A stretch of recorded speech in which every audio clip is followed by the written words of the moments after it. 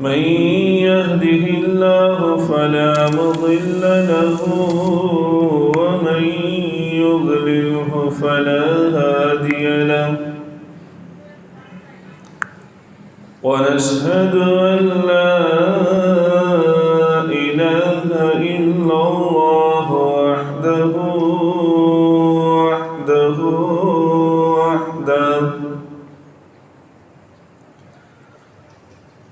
لا شريك له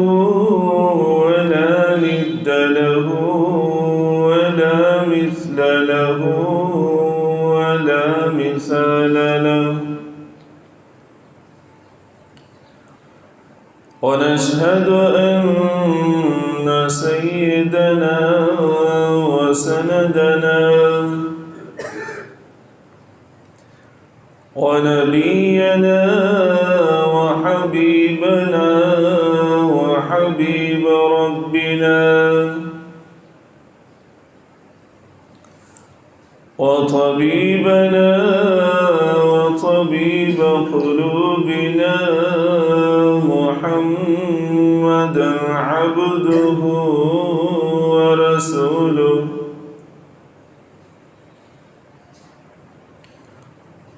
أما بعد فأعوذ بالله من الشيطان الرجيم بسم الله الرحمن الرحيم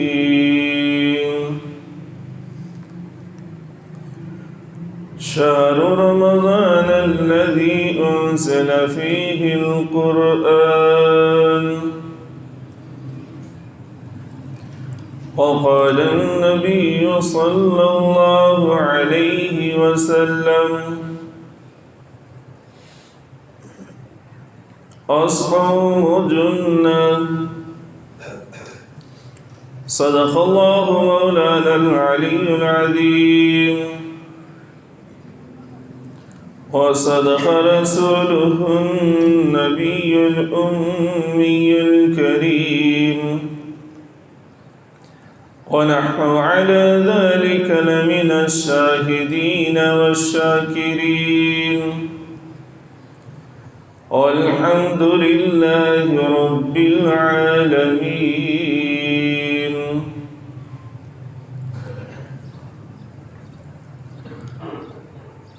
رمضان المبارک کا مقدس مہینہ اس وقت ہم میں موجود ہے.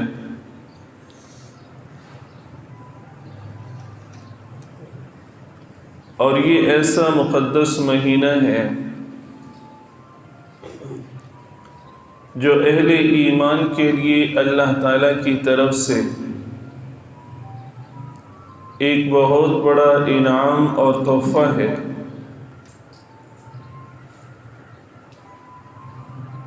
اور رمضان کا معنی ہے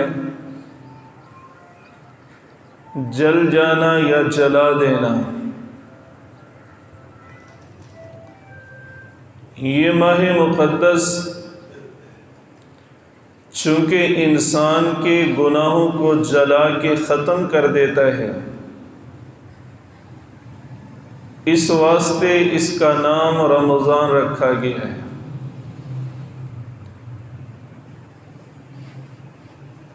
اس ماہ مقدس میں جس نے روزے رکھے، تراویح پڑھی اور قرآن پاک کی تلاوت، ذکر، اذکار میں مصروف رہا، حرام کاموں سے بچتا رہا اور اس ماہ مقدس کے ادب میں نیکیوں میں آگے بڑھتا رہا، تو اس نے اس ماہ مقدس کا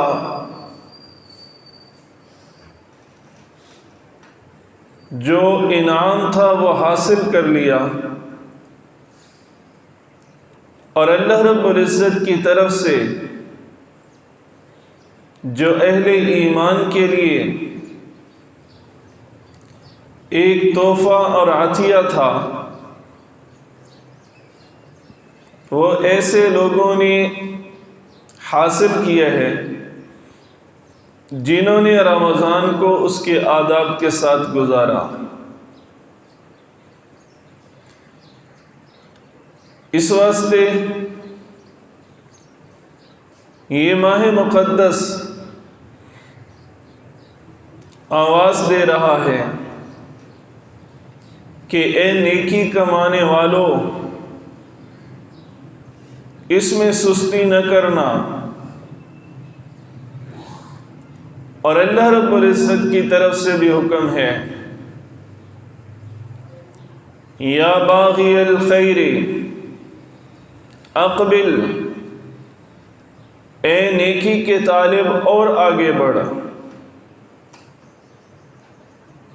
وَيَا بَاغِيَ الشَّرِّ اقصر، اے برائی کو چاہنے والے رک جا اور ٹھہر جا۔ یعنی اس میں نیکیاں زیادہ سے زیادہ کرنے کا حکم ہے اور برائیوں سے بچنے کا حکم ہے۔ اللہ رب العزت نے اس ماہ کو صبر کا مہینہ بنایا ہے، اور حدیث پاک میں آتا ہے الصوم صبر، کہ یہ جو روزہ ہے یہ صبر کا پیغام ہے۔ تو اللہ رب العزت نے اس کو صبر کا مہینہ بنایا اور فرمایا انما یوفی الصابرون اجرہم بغیر حساب، کہ صبر کرنے والوں کو بغیر حساب کتاب کے اجر دیا جاتا ہے۔ ہر ایک عمل کا کوئی ثواب متعین ہے، لیکن صبر ایک ایسا عمل ہے کہ جس کے ثواب کا کوئی پیمانہ نہیں ہے، بغیر حساب کے اللہ تعالیٰ کی طرف سے صبر کرنے والوں کو اجر دیا جاتا ہے۔ اس واسطے خوش قسمت ہے وہ بندہ جو ماہ مقدس کو صبر اور رضا کے ساتھ گزار رہا ہے، اور اللہ رب العزت نے اس کو نیکی سیکھنے کا مہینہ قرار دیا، تقوی سیکھنے کا مہینہ قرار دیا، کیونکہ اس کے اندر انسان اپنی خواہشات کو ختم کرتا ہے، اور جب انسان اپنی خواہشات کو ختم کر کے رب تعالیٰ کی مرضی کے مطابق چلتا ہے، تو اس وقت اللہ رب العزت کی رحمت جوش مارتی ہے، اور ایسے دل میں اللہ رب العزت خود آ جاتے ہیں جس دل کے اندر خواہشات باقی نہ رہیں، جس دل کے اندر اپنی تمنا باقی نہ رہے۔ خواجہ عزیز الحسن مجذوب رحمۃ اللہ علیہ فرمایا کرتے تھے ہر تمنا دل سے رخصت ہو گئی، اب تو آجا اب تو خلوت ہو گئی، کہ میرے اللہ میرے اس دل سے ہر تمنا اور ہر خواہش ختم ہو چکی ہے،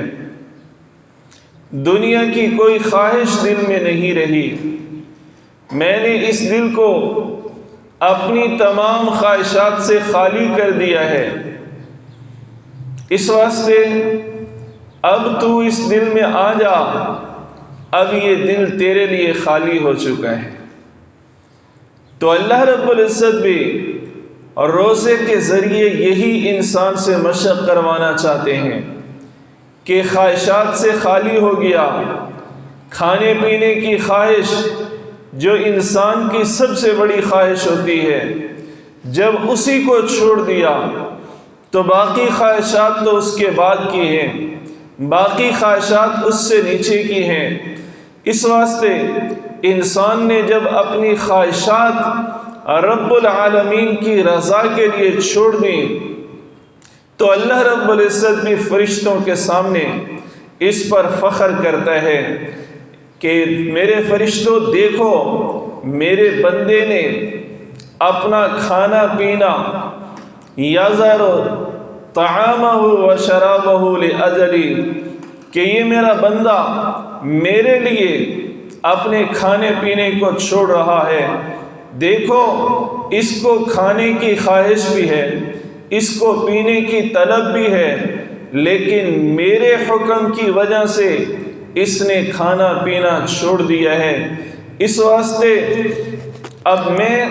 اس سے محبت کرتا ہوں۔ یہ بندہ جب میرے لیے اتنا کچھ کر رہا ہے،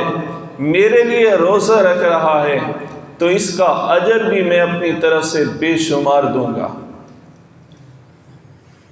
اس لیے سحری کے وقت سے لے کر غروب آفتاب تک جو بندہ اپنے کھانے پینے اور ضروریات کی خواہشات کو چھوڑ کے اللہ تعالیٰ کے لیے اس حالت میں رہتا ہے تو اللہ تعالیٰ اس کے عمل کی ضرور قدردانی کرتا ہے۔ اور پھر اس کے اندر ایک مجاہدہ ہے، انسان اپنے نفس پر جبر کر کے کھانے پینے سے رکا ہوا ہے، خواہشات سے رکا ہوا ہے، گناہوں سے رکا ہوا ہے، تو اللہ رب العزت اس کا بدلہ کیا دیتے ہیں؟ فرمائے والذین جاہدوا فینا لنہدینہم سبلنا، کہ جو لوگ میرے راستے میں مجاہدے کرتے ہیں، میری خاطر مجاہدے کرتے ہیں، مشقت برداشت کرتے ہیں، تکلیف اٹھاتے ہیں، تو ایسے لوگوں کے لیے فرمایا ہم اپنی راہیں کھول دیتے ہیں، ہدایت کے دروازے کھول دیتے ہیں، جنت کے دروازے ان کے لیے کھول دیے جاتے ہیں۔ تو اللہ رب العزت اس روزے دار کے مجاہدے کو دیکھ کے اپنی رحمت اور جنت کے دروازے بھی اس کے لیے کھول دیتا ہے۔ اس لیے روزے دار اللہ تعالیٰ کا خاص بندہ ہے، اس نے جو عمل کیا ہوا ہے یہ صرف اللہ کی رضا کے لیے ہے، اور اللہ رب العزت نے اس کو جو حکم دیا ہے یہ اس کے فائدے کے لیے ہے۔ اس روزے کا یہ فائدہ تو ہے ہی کہ اس کے اندر جو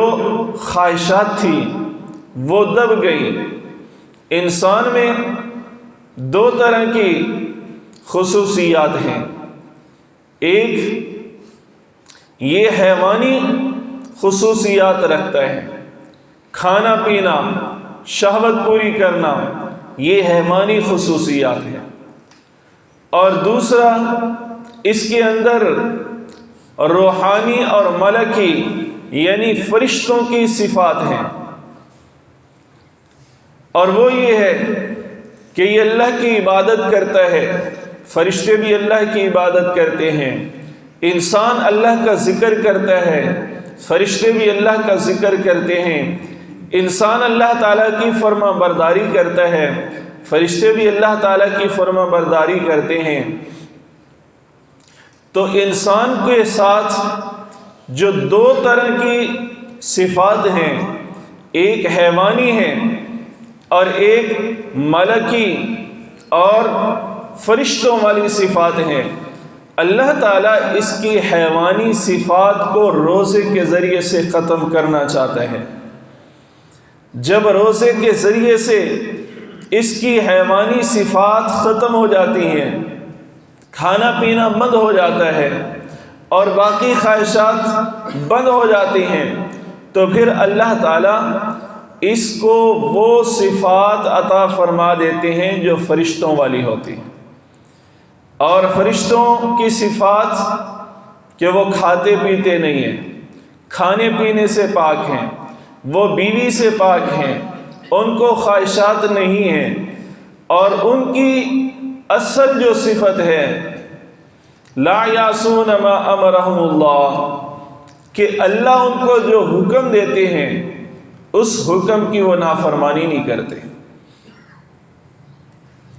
وَيَفْعَلُونَ مَا يُؤْمَرُونَ، جو بھی اللہ کی طرف سے ان کو حکم ملتا ہے وہ فوراً کر گزرتے ہیں۔ تو یہ صفت بندوں کے اندر پیدا کرنے کے لیے اللہ رب العزت نے ان کو ان حیوانی صفات سے باز رکھ کے فرشتوں والی صفات عطا فرما دی،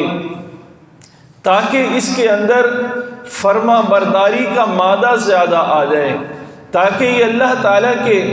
اور زیادہ قریب ہو جائے۔ جس طرح فرشتے اللہ کی عبادت کر کے اللہ کا قرب حاصل کر چکے ہیں اور ان کو دنیا کی خواہشات بالکل نہیں ہوتی، اسی طرح جب یہ انسان اپنے روزے کے ذریعے سے حیوانی اور انسانی صفات کو دبائے گا تو اللہ ان کے اندر فرشتوں کی صفات پیدا کر دیں گے، اس کی روحانیت کو طاقتور کر دیں گے، اس کے جسم کی جو صفات ہیں ان کو کمزور کر کے روح کو طاقتور کر دیں گے۔ اور جب انسان کی روح طاقتور ہوتی ہے تو اسی کو کہا ہے فرشتوں سے بہتر ہے انسان بننا، مگر اس میں لگتی ہے محنت زیادہ۔ جب انسان اپنی حیوانی صفات چھوڑ کے اللہ کا فرما بردار بن جاتا ہے، اللہ تعالیٰ کے احکام پر عمل کرنے والا بن جاتا ہے، تو پھر اللہ تعالیٰ اس کا مقام فرشتوں سے بھی بڑھا دیتے ہیں، کیونکہ فرشتے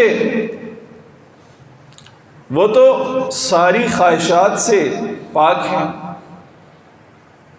ان کو گناہوں کی طلب ہی نہیں ہے، ان کے اندر گناہ کرنے کا مادہ ہی نہیں ہے۔ انسان کے اندر اللہ تعالیٰ نے یہ ساری صفات رکھ کے پھر ان دنیا کی صفات کو اور گھٹیا صفات کو مغلوب کر کے فرشتوں کی صفات کو اس کے اندر غالب کرنا چاہا۔ یہی ہے تقوی، اسی کو تقوی کہا جاتا ہے، جو اللہ رب العزت نے فرمایا کتب علیکم الصیام کما کتب علی الذین من قبلکم لعلکم تتقون، کہ تمہارے اوپر روزے اس لیے فرض کیے گئے ہیں تاکہ تم تقوی اختیار کرو۔ اور تقوی اختیار کرنا یہی ہے کہ جو گھٹیا صفات ہیں جو گناہ کی طرف انسان کو لے جاتی ہیں ان کو ختم کر کے وہ صفات اپنے اندر پیدا کرو جن کے ذریعے سے اللہ تعالیٰ کا قرب حاصل ہوتا ہو۔ اس لیے اس ماہ میں انسان کو وہ کام کرنے چاہیے جن کا تعلق روح سے زیادہ ہے۔ انسان کا جسم مٹی سے بنا ہے اور جسم کی غذا بھی زمین سے مٹی سے بنی ہے۔ انسان جو کچھ کھاتا پیتا ہے وہ زمین سے پیدا ہوتا ہے، اور اس کے مقابلے میں انسان کی روح یہ آسمانوں سے آئی ہے، اور روح کی غذا بھی اللہ تعالیٰ نے آسمانوں سے نازل فرمائی ہے، اور وہ اپنا ذکر ہے، قرآن ہے، نیک اعمال ہیں، عبادات ہیں، یہ روح کی غذا ہے۔ جس طرح انسان کے جسم کو غذا نہ ملے تو جسم کمزور پڑ جاتا ہے، اسی طرح اگر روح کو اس کوئی غذا نہیں ملتی تو روح کمزور پڑ جاتا ہے۔ اب روح کو طاقتور بنانے کے لیے اللہ رب العزت نے یہ حکم دیا کہ جسمانی غذا کو کم کر دو اور روحانی غذا کو زیادہ سے زیادہ کر دو تاکہ تمہاری روحانیت طاقتور ہو۔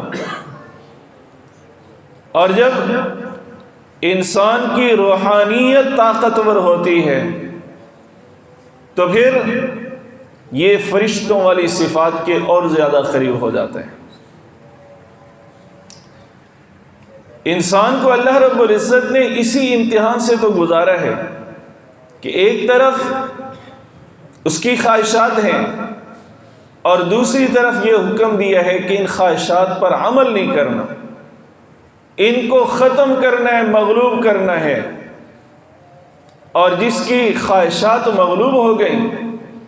وہ اللہ تعالیٰ کا قرب پا گیا۔ تو اللہ رب العزت نے یہ روزہ، یہ ماہ مبارک اس مقصد کے لیے دیا ہے کہ انسان اپنی روحانی ترقی کرتا جائے اور روح انسان کی ہمیشہ زندہ رہتی ہے۔ اس کو جتنا طاقتور کرے گا یہ اتنی طاقتور ہوگی۔ ورنہ اللہ رب العزت نے فرمایا نماز کے بارے میں وَإِنَّهَا لَكَبِيرَةٌ إِلَّا عَلَى الْخَاشِعِينَ کہ یہ نماز پڑھنے بھی بڑی بھاری لگتی ہے۔ جسم ٹھیک ٹھاک طاقتور ہوتا ہے، اچھا بھلا مضبوط جسم ہے، روزہ نہیں رکھتا، اچھا بھلا مضبوط جسم ہے، تراویح نہیں پڑھتا۔ کیوں؟ کہ جسم تو طاقتور ہے، روح میں طاقت نہیں، روح کمزور ہے۔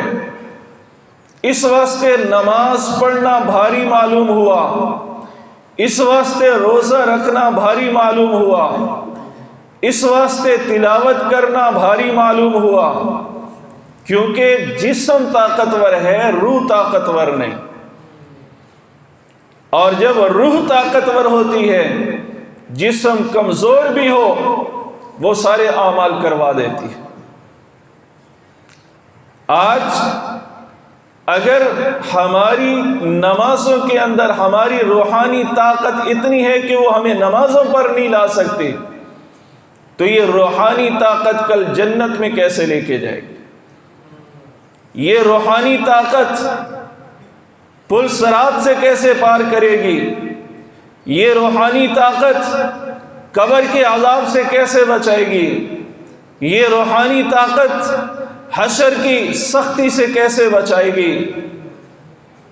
یہ تب ہی ہو سکتا ہے جب ہم روح کو طاقتور کریں، اور روح طاقتور ہوتی ہے اس کی غذا ملنے سے۔ اس کی غذا اللہ کا ذکر ہے۔ الا بذکر اللہ تطمئن القلوب۔ جب دل کو ذکر کے ساتھ ایک تسکین ملتی ہے، اور جب ذکر نہیں کیا جاتا تو دل پریشان ہوتا ہے اور روح پھڑ پھڑاتی ہے،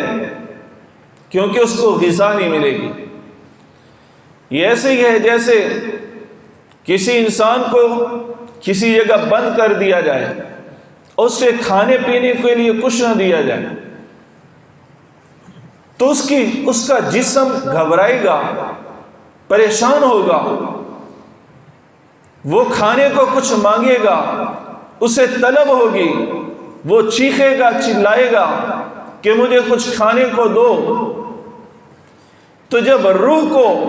جسم میں بند کر کے اس کو اس کی غذا نہیں دی جاتی تو روح تڑپتی ہے، روح پریشان رہتی ہے، روح گھبراتی ہے، وہ چلاتی ہے کہ مجھے کچھ غذا دو۔ اور جب اس کو غذا ملتی ہے پھر وہ مطمئن ہو جاتی ہے، پھر اس کو اطمینان ہو جاتا ہے۔ اسی کو اللہ رب العزت نے فرمایا الا بذکر اللہ تطمئن القلوب، کہ اللہ کے ذکر کے ساتھ دلوں کو سکون اور اطمینان ملتا ہے۔ تو روزے کے اندر دلوں کا اطمینان بھی ہے، اور روزے کے اندر روح کی طاقت بھی ہے، اور روزے کے اندر اللہ کا قرب بھی ہے، اور روزہ جنت کے دروازے کھلاتا بھی ہے، اور روزہ جہنم کے در بند بھی کرتا ہے، اور روزہ اللہ رب العزت کا قرب بھی عطا کرتا ہے، اور روزہ انسان کو خواہشات اور گناہوں سے دور بھی کرتا ہے، اور روزہ گناہوں کے سامنے ایک ڈھال بھی ہے، اور روزہ انسان کو انسانیت سے نکال کے فرشتوں کے قریب کر دیتا ہے، فرشتوں والی صفات میں داخل کر دیتا ہے۔ اس واسطے اور روزے کو روزہ سمجھ کے رکھنا چاہیے،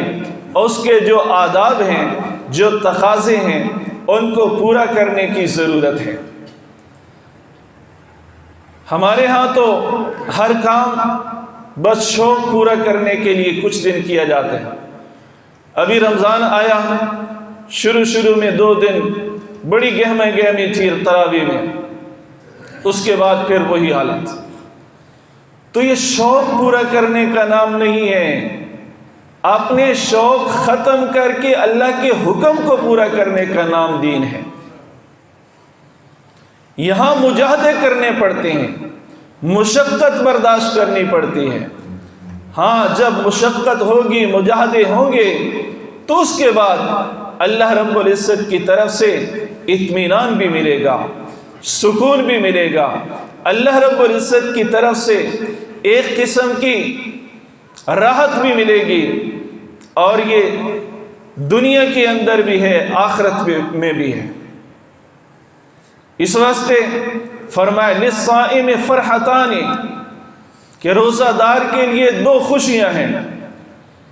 فرحت عند الافطار،